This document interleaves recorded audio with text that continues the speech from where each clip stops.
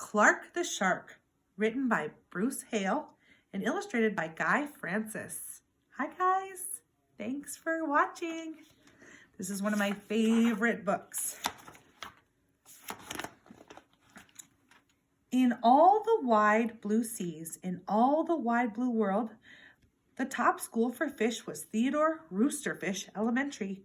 And all the fish at Theodore Roosterfish, the biggest and the strongest was Clark the Shark. Clark loved school, and he loved his teacher, Mrs. Inkydink. He loved to play upsy-downsy and spin-a-majig with his friends. Clark loved his life. "School is awesome!" shouted Clark the Shark. "Less shouting, more reading," said Mrs. Inkydink. "Lunchtime is sweet!" yelled Clark the Shark. "Munch your own lunch," said his best friend, Joey Mackerel. "Recess rocks!" bellowed Clark the Shark. "You are playing rough, Clark," cried the other kids. Yes, Clark loved his life with all his sharky heart, but he loved everything way too much. He was too loud. He was too wild. He was just too much shark for the other fish to handle. After a while, no one would play with Clark. No one ate lunch with him. No one sat with him at circle time.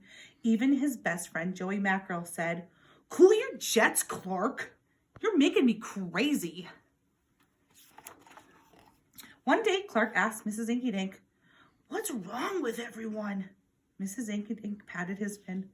"Clark, sometimes you play too hard. You munch too hard. And gosh, you even help too hard." "But life is so exciting," said Clark. "There's a time and a place for everything," said Mrs. Inkydink.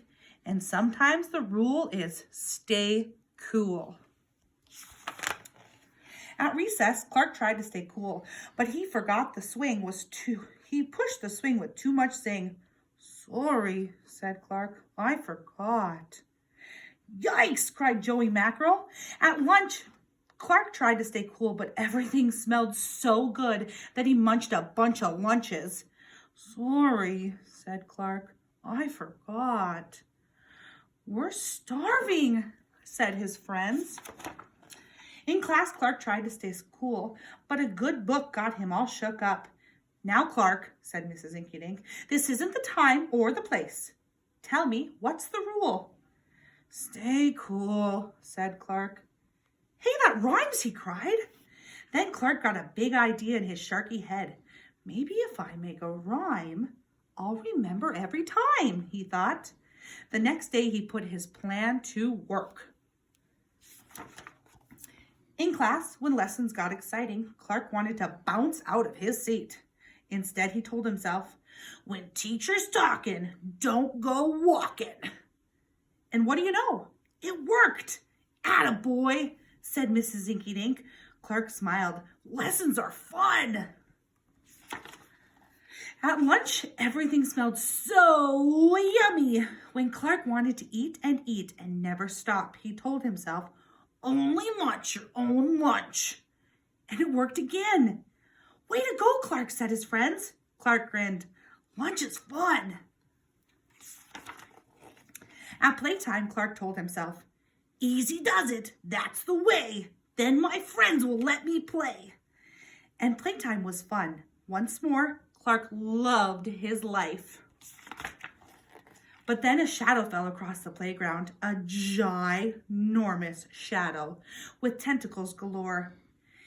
"It's a new kid and he looks scary," cried Joey Mackerel. "Swim for your lives!" The squid squashed the slide and snapped off the swings. "Oops, my bad," said the new kid. "Wait," said Clark. "He just wants to play. Let's find a way." And he swam at the new kid with all of his might. Clark played harder than he had ever done before, upsy-downsy and spin-a-majig. Why, he even made up a new game, Tail Wumpa-Lumpus. "Wow, that was fun," said the new kid breathlessly, and he settled down.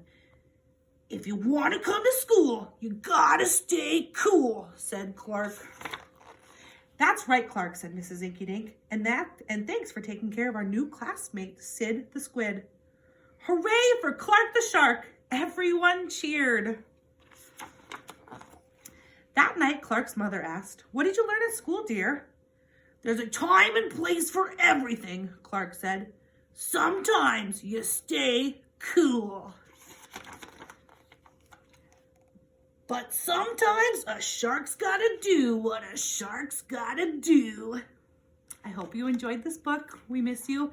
It's one of my favorites. There'll be more books coming out. Bye.